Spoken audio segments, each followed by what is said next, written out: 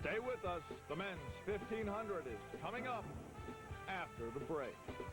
Where do you go for the most complete, up-to-date coverage of your favorite Big Ten team or athlete? Simple. Log on to the official Big Ten website at www.big10.org. Time now for the men's 1,500-meter run final. And this is going to be a very interesting race because there's a lot of guys in this race that have dropped down from other events during the year. They may not necessarily be listed in the top times for the 1,500 that you might have found on big10.org, but they nonetheless are in the race. Top qualifying time put on by John Jefferson of Indiana at 3:48.16. Now, we should mention he and his brother Sean, his twin brother Sean, have had a huge season. However, Sean is not in this final. And we should also mention somebody else who's not here. Kathy is the defending champion in this event. Alan Webb is not in this race today. He's decided to turn pro. Last year, all the focus was on Webb. Right. And he made that decision pretty much right after crossing the finish line, didn't he? Yeah, I think he pretty much knew already before when everyone was speculating about it this time last year, but it was a foregone conclusion. There's John Jefferson, and his resume unbelievable. Third best nationally in the 1,500 so far this year. He finished second at the Big Ten Championships last year, and in the Florida State Cross Country Championships in high school, he finished second, first, second, sophomore, junior, senior. And the interesting part is, each one of those years, his twin brother Sean finished right behind him. It's a family affair for them. There's your sibling rivalry for you. Tom Greenless and Rondell Ruff from Michigan, they are lined up closest to you. Speaking of them in particular, when we were talking about guys who they don't show up on the best times posted in the conference this year, but yet... Look for Nick Willis from Michigan as well. He's got one of the best times in the conference in the 800, but he's not running the 800. He's running the 1,500. So he could do some damage at the end of the race. Now, from a team standpoint, too, keep an eye on the Minnesota runners. Martin Robeck, Ben Hansen, Neil Hansen, all in this final. So a decent chance for the Golden Gophers to pick up some points here. As well as two guys from Wisconsin. They need points in this incident. Down the front straightaway for the first time. John Hann of Penn State. He's decided to take it out. He doesn't want to play any early games like they did in the women's race. And it seems like everybody else is pretty comfortable setting in behind. Yeah, they're happy to let him break the wind for them.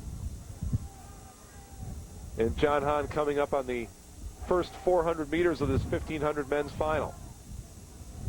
Yeah, the rest of the pack just all bunched up and just waiting to see what happens. Yeah, at the moment, they're not getting too much benefit from him being out there all on his own.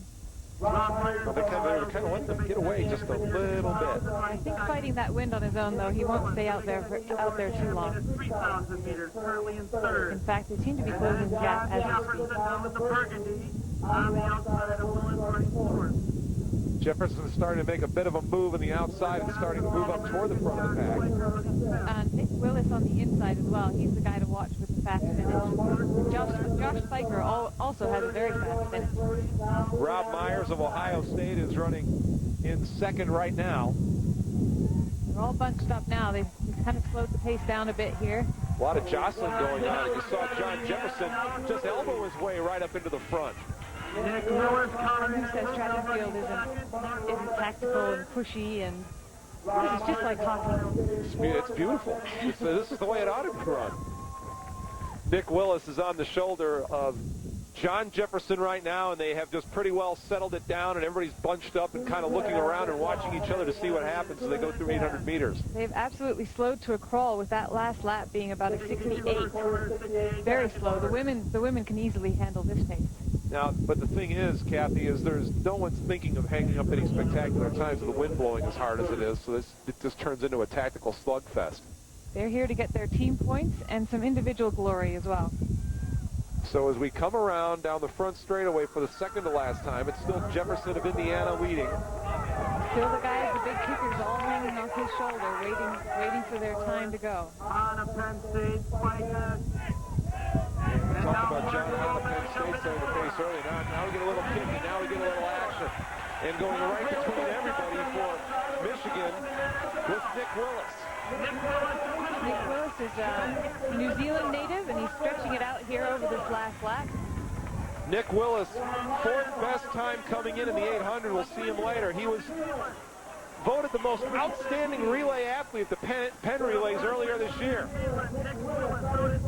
Seems to, at the moment, to be stretching it away. Considering he's running into the wind down the backstretch, he's really pulling away. At the Penn Relays, he set a Penn Relays record for a 1,200-meter split in the distance medley. Minnesota's doing well. Important for the times here if their guys can hold on down this final stretch. Certainly looks like Nick Willis is on his way to a win as he comes down the front straightaway. So Willis takes a quick look over his shoulder. Nobody around, but here come the Golden Gophers. Could be big points. Jefferson trying to hang on. Willis wins it. Jefferson second. The Golden Gophers go 3-4-5. That's huge points for the Gophers, especially in front of their home crowd. They'll be very happy with that. Well, you can't ask for more for the Gophers because they, with all the people they have in the race, they get them up as close to the top as they can. You certainly wouldn't have expected going in that they were going to get any higher than 1-2, and they do go 3-4-5. Nick Willis had absolutely no problem pulling away from the field. He really was the class of this field. 51-second last lap for Nick. Look to see him in future Olympics and World Championships. Of course, through the years, the Kiwis have produced some fantastic milers. John Walker among them. Who knows? Maybe Nick Willis